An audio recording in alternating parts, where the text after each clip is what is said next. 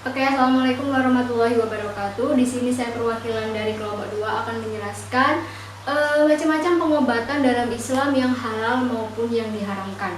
Yang pertama, kita akan membahas tentang pengobatan yang halal dalam Islam. Jadi, pengobatan yang halal dalam Islam dibagi menjadi 7 pengobatan. Yang pertama, pengobatan menggunakan madu. Kemudian yang kedua, pengobatan menggunakan minyak zaitun. Kemudian yang ketiga, pengobatan menggunakan habatus sauda. Kemudian ada pengobatan menggunakan kurma. Pengobatan menggunakan sistem ruqyah. Kemudian ada pengobatan bekam. Dan yang terakhir adalah pengobatan dengan air zam-zam.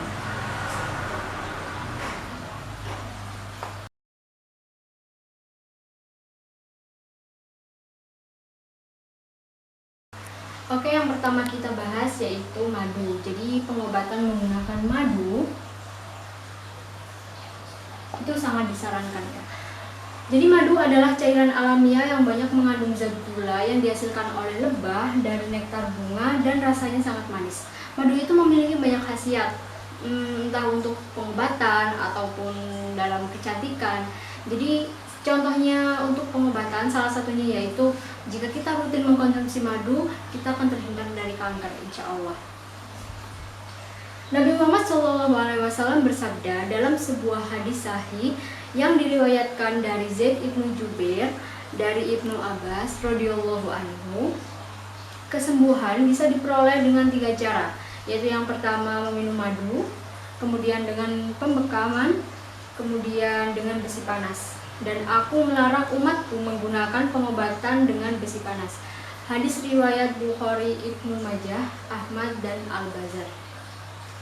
Kemudian, khasiat dari madu pun juga ada dan tertera dalam Al-Quran pada surat An-Nahl ayat 68 dan 69. Dalam sebuah riwayat lain disebutkan alaikum bisi syifa'aina al-asali wal qur'ani, yang artinya hendaknya kalian menggunakan 2 macam obat, yaitu madu dan Al-Quran. Hadis riwayat Ibnu Majah, Al-Hakim dalam sahihnya beliau berkata, hadis ini sahih sesuai dengan sistem periwayatan Al-Bukhari dan Muslim dari Abdullah bin Mas'ud radhiyallahu anhu secara ma'ruf. Kemudian Imam Ibnu Yakim Al-Jauziyah mengatakan madu memiliki banyak khasiat. Madu dapat membersihkan kotoran yang terdapat pada usus, pembuluh darah, dapat menetralisirkan kelembapan tubuh, baik dengan cara dikonsumsi atau dioleskan, sangat bermanfaat untuk lanjut usia, dan mereka memiliki keluhan pada daha atau yang metabolismenya cenderung lembab dan dingin. Dalam metode pengobatan Nabi SAW halaman 42-43.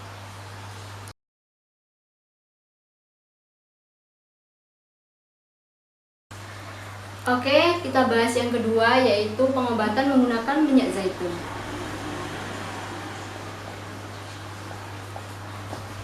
Minyak zaitun. Nah, pasti sudah tidak asing lagi kan? Jadi minyak zaitun adalah minyak yang didapat dari buah zaitun, pohon tradisional dari basin Mediterania. Jadi minyak zaitun ini punya berbagai macam manfaat. Dia bisa digunakan untuk memasak, bisa digunakan untuk kosmetik, bahan-bahan kosmetik, ataupun bisa digunakan sebagai obat herbal, dan bisa digunakan sebagai sabun, dan juga sebagai bahan bakar untuk lampu minyak. Manfaat minyak zaitun ini sangat banyak bagi kesehatan karena dia mengandung lemak tak jenuh yang tinggi, terutama asam oleik dan polifenol, menurut Wikipedia. Jadi Allah Subhanahu wa Ta'ala berfirman, yang dinyalakan dengan minyak dari pohon yang banyak berkahnya, yaitu pohon zaitun yang tumbuh tidak di sebelah timur sesuatu dan tidak pula di sebelah barat. Kisah surat An-Nur ayat 35.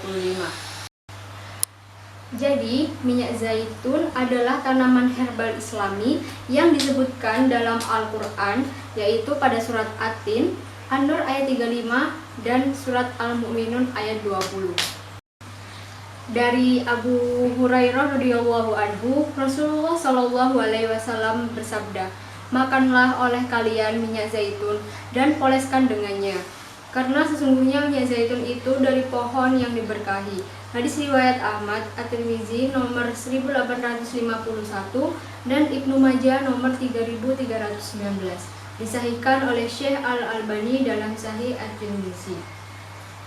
Imam Ibnu Qayyim Al-Jauziyah mengatakan, minyak yang dihasilkan dari buah zaitun yang sudah masak adalah yang terbaik dan yang paling stabil. Dalam buku Metode Pengobatan Nabi Muhammad SAW, halaman 387.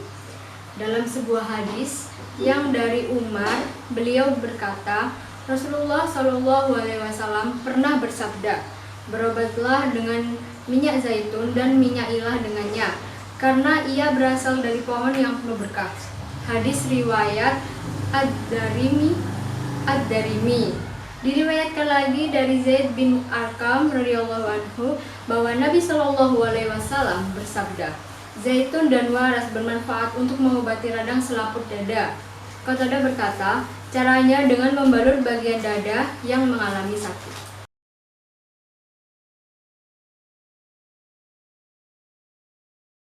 Yang ketiga, kita membahas pengobatan menggunakan habatus sauda.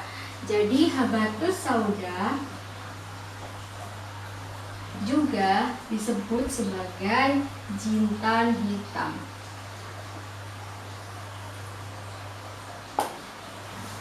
Adalah terna, daunnya berbau segar, bijinya mengandung minyak asiri dan lemak, digunakan untuk rempah-rempah dan campuran obat-obatan, misalnya untuk obat sakit perut.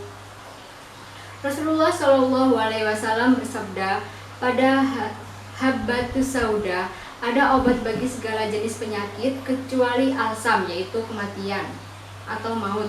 Hadis ini diriwayatkan oleh Bukhari jilid 10 halaman 118 sampai 119, Muslim jilid 7 halaman 25, Ibnu Majah jilid 2 halaman 342, Tirmizi jilid 2 halaman 3 pada edisi bulat, dan Ahmad jilid 2 halaman 241. Meneruskan riwayat Sufyan bin Uyainah dari Al-Zuhri dan Abu Salamah.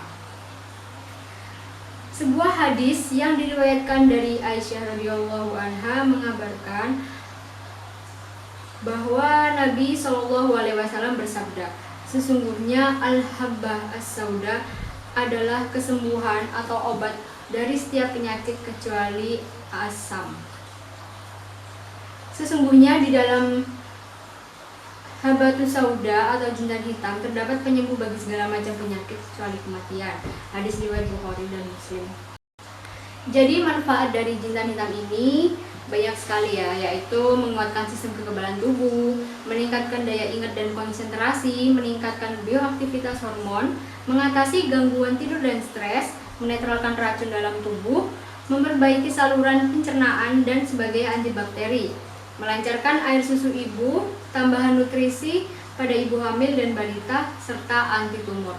Jadi kurang lebih gambarnya seperti ini.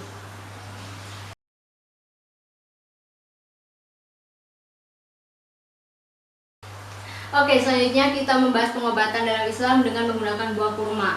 Jadi buah kurma itu buah Nabi yang punya segudang manfaat. Salah satu manfaatnya dalam bidang kesehatan yaitu menjaga kesehatan pencernaan. Dia juga bermanfaat dalam mencegah penyakit jantung.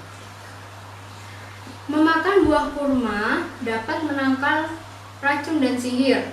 Dalam Sahih Bukhari dan Muslim diriwayatkan oleh Sa'ad bin Abi Waqqas dari Nabi Shallallahu alaihi wasallam bersabda, barang siapa mengkonsumsi kurma ajwa pada pagi hari, maka pada hari itu ia tidak akan terkena racun atau sihir.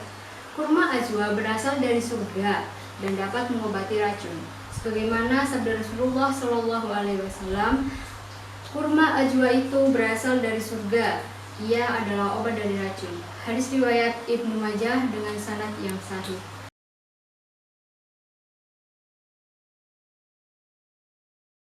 Selanjutnya kita membahas pengobatan dalam Islam dengan sistem ruqyah.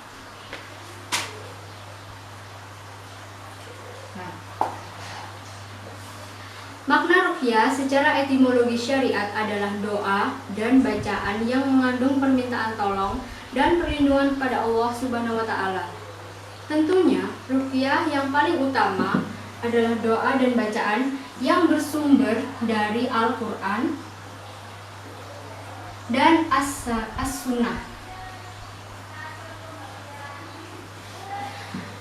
Dari Imam Syafi'i mengatakan, yang artinya dari Rubai bin Sulaiman berkata, "Aku pernah bertanya kepada Imam Syafi'i tentang ruqyah.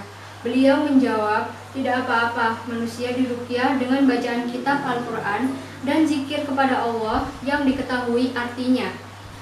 Aku berkata, "Bagaimana dengan ahli kitab yang meruqyah orang-orang muslim?" Beliau menjawab, "Ya, boleh apabila mereka meruqyah dengan kitab Allah yang diketahui atau bisa dipahami." Dari Ibnu Al-Hajib Al-Maliki mengatakan, yang artinya boleh meruqyah dengan bacaan Al-Quran, menyebut nama-nama Allah, bacaan doa ruqyah untuk keselamatan, dan bacaan yang sejenisnya. Namun, bagi yang terkena matanya, diperintahkan berwudu dengan cara membasuh pada mukanya, kedua tangan, kedua siku, kedua lutut, ujung-ujung kedua kaki, dan memasukkan kainnya, yaitu bagian kain yang kiri yang dicelupkan ke dalam bejana, kemudian diusapkan pada bagian matanya. Ruqyah adalah salah satu jenis penyembuhan yang dilakukan pada orang yang sedang mengalami sakit. Nah, sakit dalam hal ini, sakit yang dimaksud adalah bisa disebabkan karena berbagai macam penyebab seperti sengatan hewan berbisa, atau yang lebih umumnya atau lebih seringnya yaitu pengaruh sihir atau kerasukan setan, gangguan jin, gila, dan berbagai macam kondisi kesehatan lainnya yang mungkin secara medis tidak masuk akal. Ruqyah juga salah satu metode yang sering dipakai oleh Nabi Muhammad SAW. Di samping ada metode pembekaman, pemanasan, makanan, minuman, wewangian, dan sebagainya. Allah berfirman dalam kisah surat Al-Isra ayat 82 yang artinya, "Dan kami turunkan Al-Quran, yakni suatu bentuk penawar dan rahmat bagi orang yang beriman, dan Al-Quran itu janganlah menambah kerugian bagi orang zalim." Sedangkan Rasulullah SAW bersabda, "Dan bacakan ruqyah-ruqyah kalian kepadaku selama tidak mengandung syirik." Namun, ada beberapa para ulama berpendapat pada dasarnya ruqyah secara umum itu dilarang.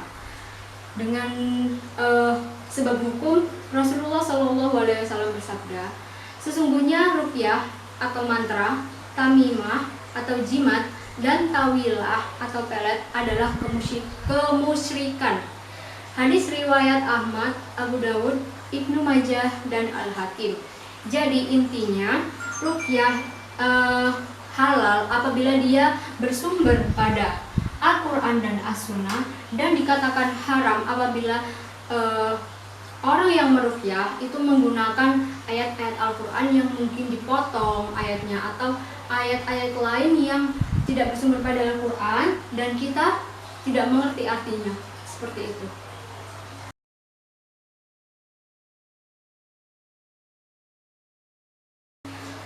Oke, pengobatan dalam Islam yang selanjutnya yaitu bekam. Jadi, bekam merupakan metode pengobatan dengan cara mengeluarkan darah kental yang mengandung toksin dari dalam tubuh. Dari Muawiyah dari Makhluk bin Yasar radhiyallahu an berkata bahwa sesungguhnya Rasulullah bersabda, "Hijamah pada hari Selasa atau tanggal 17 adalah pengobatan yang disunahkan." Dijelaskan bahwa diceritakan mengenai pengobatan dengan hijamah dan dikatakan bahwa Rasulullah SAW bersabda, "Aku tidak diperintah oleh para malaikat pada malam Isra kecuali mereka, para malaikat berkata, 'Kerjakan hijamah ya Muhammad.' Dan mereka, para malaikat, juga berkata, 'Perintahkan umatmu berhijamah.' Rasulullah bersabda, 'Hendaklah berhijamah atau berbekam pada tanggal 15, 17, 19, dan 21. Ma'rifatu sahabah dan Mujam Kabir At-Tabrani. Dalam Sahih Bukhari dari Said Ibnu Jabir radhiyallahu an, dari Ibnu Abbas radhiyallahu an, dari Nabi Shallallahu Alaihi Wasallam bahwa Rasulullah Shallallahu Alaihi Wasallam bersabda, kesembuhan itu ada dalam 3 hal, yaitu minum madu, sayatan alat hijamah atau sundatan api. Namun aku melarang umatku melakukan sundutan. Bahkan Rasulullah Shallallahu Alaihi Wasallam bersabda, sesungguhnya cara pengobatan paling ideal yang kalian pergunakan adalah hijamah atau bekam. Jadi nama lainnya adalah hijamah. Dari Abu Hurairah radhiyallahu anhu, Rasulullah Shallallahu Alaihi Wasallam bersabda, jika pada sesuatu yang kalian pergunakan untuk berobat itu terdapat kebaikan, maka hal itu adalah bekam atau hijamah. Hadis riwayat Ibnu Majah, Abu Daud.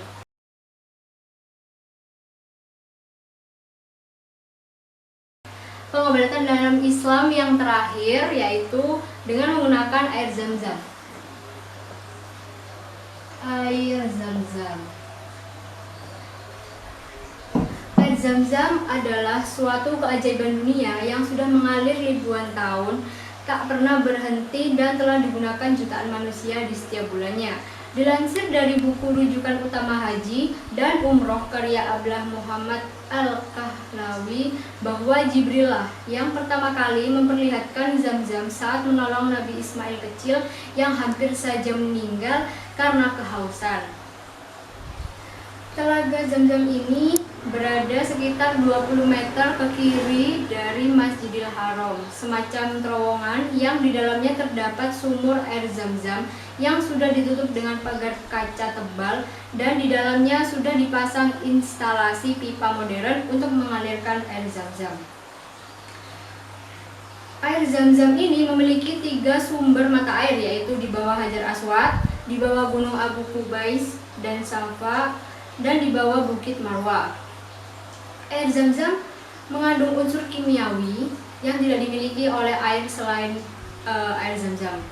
Yang dikatakan bahwa air Zam-Zam ini ialah air mineral yang sehat dan menyehatkan. Kalsiumnya, jadi air Zam-Zam ini mengandung kalsium sebesar 130 mg sampai 160 mg per liter. Juga memiliki kandungan klorin 250 sampai 290 mg per liter. Oleh sebab itu, air Zam-Zam memiliki kelebihan yang tidak dimiliki oleh air-air yang lain di dunia ini. Air Zam-Zam dapat mengobati segala macam penyakit, dapat menghilangkan kemunafikan, dapat membedakan muslim dengan orang munafik. Terdapat banyak berkah di dalamnya dan meminumnya merupakan sebagian dari ibadah. Masya Allah. Dari Abu Dzar radhiyallahu anhu, Rasulullah Shallallahu Alaihi Wasallam bersabda, air Zam-Zam itu penuh berkah. Ia makanan yang menyegarkan dan obat bagi penyakit. Hadis riwayat Muslim yang terdapat di dalam kurung adalah menurut riwayat Al-Bazzar, Al-Baihaqi dan At-Tabari, dan senadnya sahih. Diriwayatkan dari Ibnu Abbas radhiyallahu anhu berkata, Nabi Shallallahu Alaihi Wasallam menuturkan, air Zam-Zam itu tergantung pada yang mengkonsumsinya. Jika Anda minum dengan niatan kesembuhan, maka Allah Subhanahu wa Ta'ala akan menyembuhkan. Di dalam Al-Quran, Allah Subhanahu wa Ta'ala menyebutkan air Zam-Zam dengan istilah ayatun bayyinatun atau disebut dengan air zam-zam.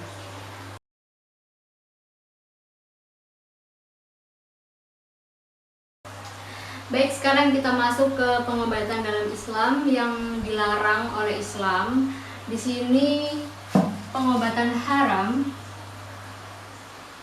ada 5 metode, yaitu dengan salah satunya babi, pengobatan menggunakan babi, kemudian pengobatan menggunakan hammer, kemudian bangkai,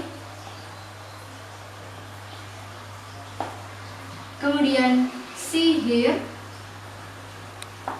dan yang terakhir menambal anggota tubuh dengan mengambil anggota tubuh yang lainnya.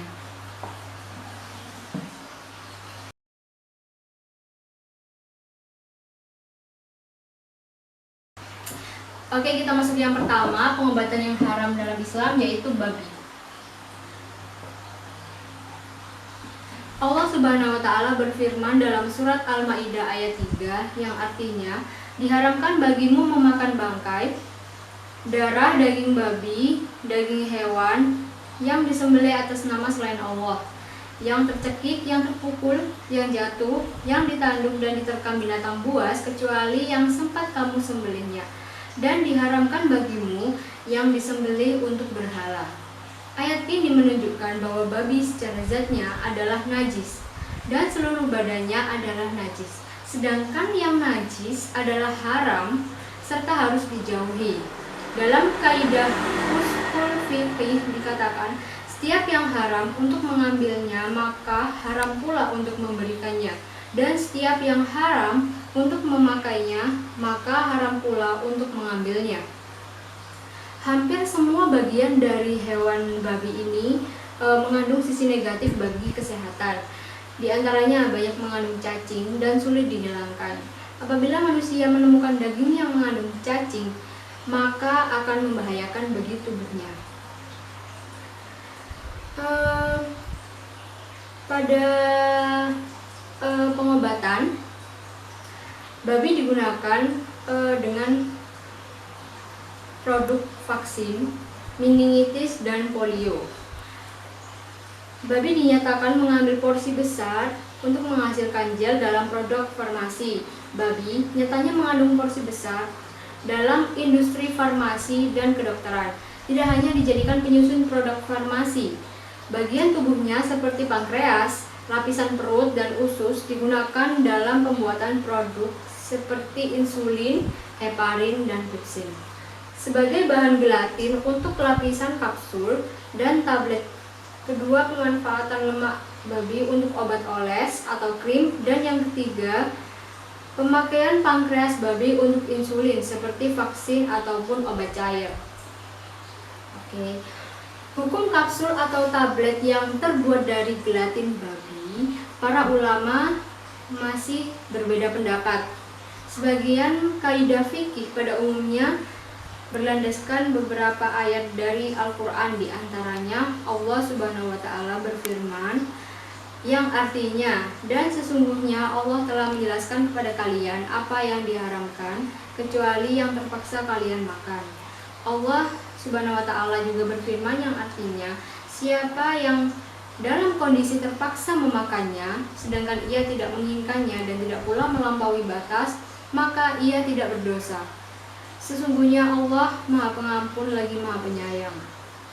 Bolehnya berobat dengan sesuatu yang najis jika tidak terdapat obat selainnya. Jadi babi ini boleh digunakan jika tidak ada obat halal yang lain yang bisa digunakan atau dalam keadaan yang darurat.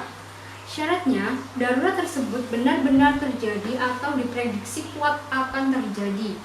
Tidak semata-mata praduga atau asumsi belaka, tidak ada pilihan lain yang bisa menghilangkan mudarat tersebut. Kondisi tersebut benar-benar memaksa untuk melakukan hal tersebut karena dikhawatirkan akan kehilangan nyawa dan atau anggota badannya. Tidak melakukannya dengan melewati batas dan cukup sekedar yang ia perlukan untuk menghilangkan mudarat. Mantan Komisi Fatwa Al-Azhar Mesir, almarhum Syekh Atiyah Syahor, mengemukakan memang sejumlah dalil mengatakan bahwa babi haram dimakan, seperti penegasan ayat kelima surat Al-Maidah. Tetapi bukan berarti babi tersebut najis wujudnya. Logikanya seperti najis orang-orang musyrik. Sebagaimana disebutkan ayat ke-28 surat At-Taubah, maksud kenajisan tersebut yaitu najis keyakinan, bukan najis wujud badannya.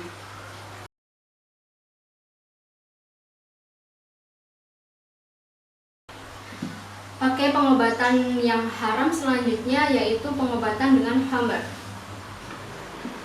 atau alkohol.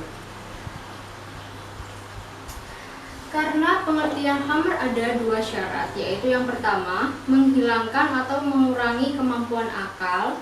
Kemudian yang kedua ada semacam rasa nikmat. Maksudnya itu minuman ini tuh membuat ngefly atau membuat kita hilang akal. Khamr adalah nama untuk setiap air dari anggur apabila telah mendidih dan mengental serta buihnya mulai menghilang. Demikian yang dikatakan oleh Abu Hanifah. Sedangkan menurut Abu Yusuf dan Muhammad, ia adalah air anggur yang telah mendidih dan mengental, terkadang ia berubah menjadi merah. Mazhab Hanifiyah, Malikiyah, dan Hanabilah berpendapat tidak diperbolehkannya meminum khamr untuk dijadikan sebagai obat, baik khamr itu masih murni ataupun sudah campuran. Sedangkan mazhab Syafi'i yang juga menjadi pegangan Imam At-Tabari bahwa diperbolehkannya berobat dengan khamr apabila memenuhi 3 syarat. Yang pertama, berdasarkan riset dokter. Yang kedua, kadar khamr lebih sedikit dengan ukuran tidak sampai memabukkan.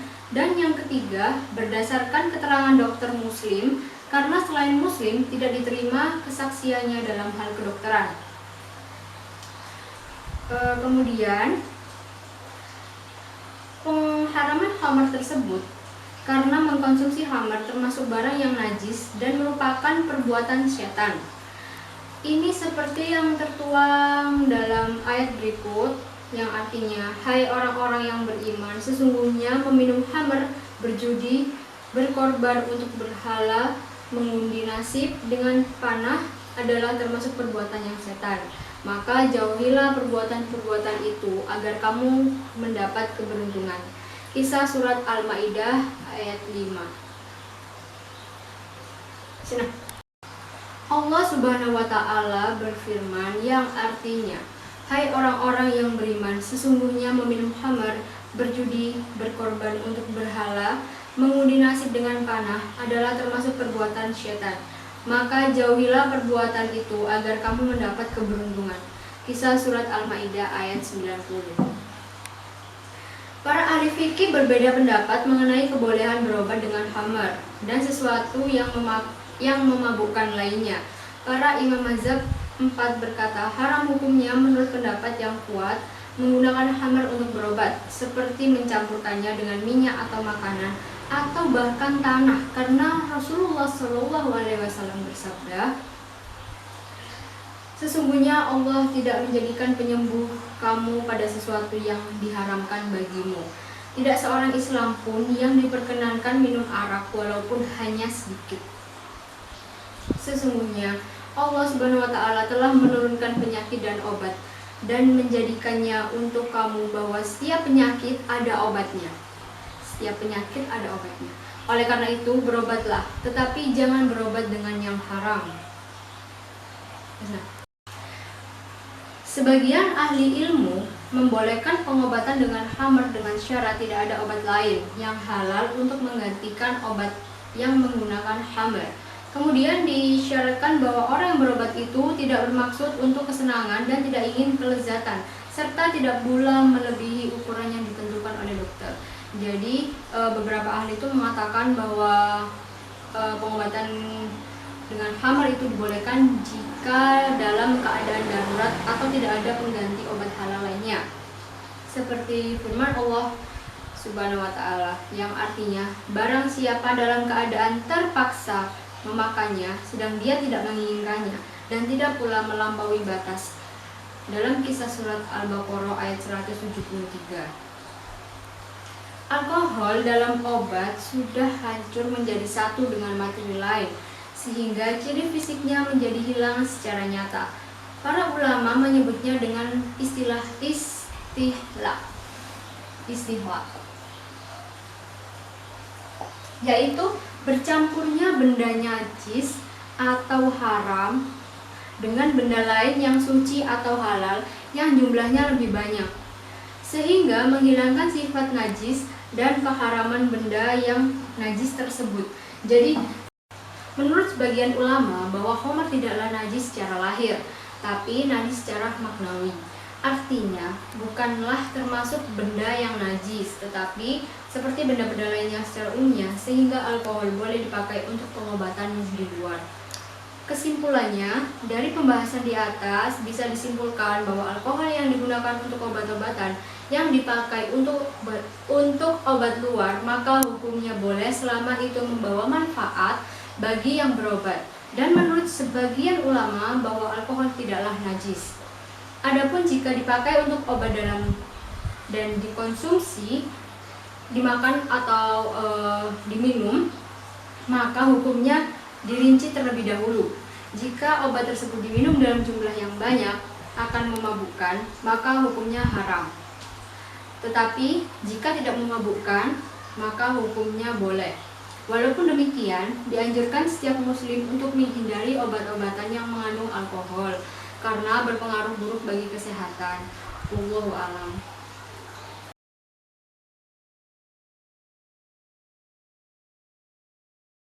Oke, yang ketiga yaitu pengobatan dengan bangkai.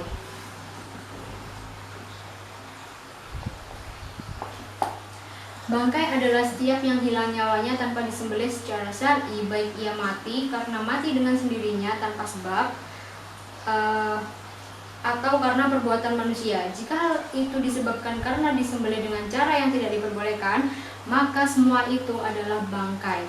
Allah berfirman, katakanlah, tiadalah aku peroleh dalam wahyu yang diwahyukan kepadaku sesuatu yang diharamkan bagi orang yang hendak memakannya, kecuali kalau makanan itu bangkai, atau darah yang mengalir, atau daging babi.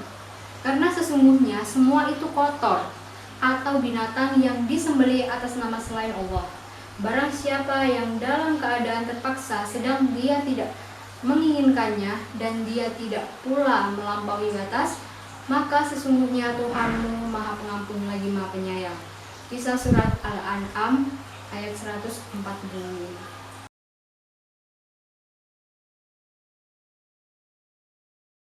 Oke, selanjutnya kita masuk dalam pengobatan yang haram dalam Islam, yaitu sihir.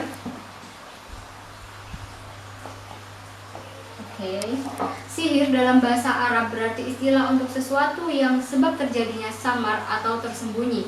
Dinamakan sihir karena terjadi melalui jalan yang samar dan dapat dijangkau oleh panca indera manusia.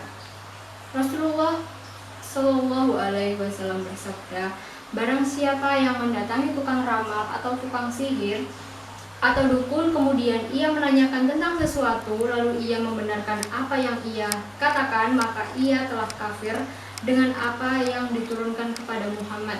Hadis riwayat Al-Baihaqi dan Al-Bazzar dengan sanad jayyid.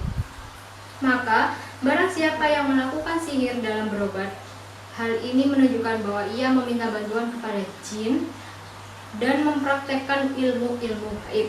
Contohnya seperti pengobatan di dukun atau contohnya ponari. Contohnya seperti itu. Allah Subhanahu wa Ta'ala berfirman yang artinya hanya setan-setanlah yang kafir mengerjakan sihir.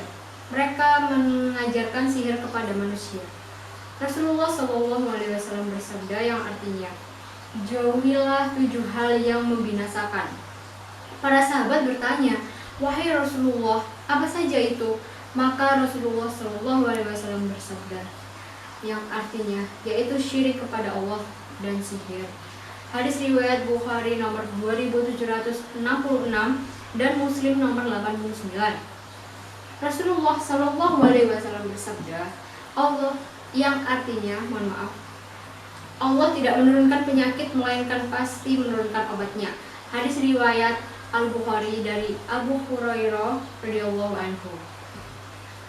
Dalam hadis yang lain, beliau bersabda yang artinya setiap penyakit ada obatnya. Jika suatu obat itu tepat atau manjur untuk suatu penyakit, maka penyakit itu akan sembuh dengan izin Allah Azza wa Jalla. Hadis riwayat Muslim dari Jabir radhiyallahu anhu. Rasulullah Shallallahu alaihi wasallam bersabda yang artinya sesungguhnya Allah menciptakan penyakit dan obatnya, maka berobatlah dan janganlah berobat dengan obat yang haram. Hadis riwayat Ad-Daulabi dalam Al-Qunah dihasankan oleh Syekh Al-Albani dalam silsilah Al-Ahadits As-Syahihah nomor 1633. Dan juga Rasulullah Shallallahu alaihi wasallam bersabda yang artinya barang siapa yang datang kepada dukun atau orang pintar ataupun tukang ramal atau dukun lalu menanyakan kepadanya tentang sesuatu, maka tidak akan diterima sholatnya selama 40 malam. Hadis riwayat Muslim nomor 2230, Ahmad jilid 4 halaman 68, jilid 5 halaman 380. Karena sihir merupakan syirik akbar, maka kita harus waspada ketika kita berobat kepada tabib ataupun paranormal ataupun orang pintar. Jangan sampai kita diobati dengan metode sihir. Pelaku sihir memiliki tanda-tanda yang dapat dikenali. Apabila dijumpai salah satu di antaranya pada seorang ahli pengobatan tersebut, maka dapat diketahui bahwa ia melakukan praktek yang amat dekat dengan sihir. Salah satu tanda-tandanya yaitu ia menuliskan jimat atau jampi-jampi yang kita tidak bisa pahami.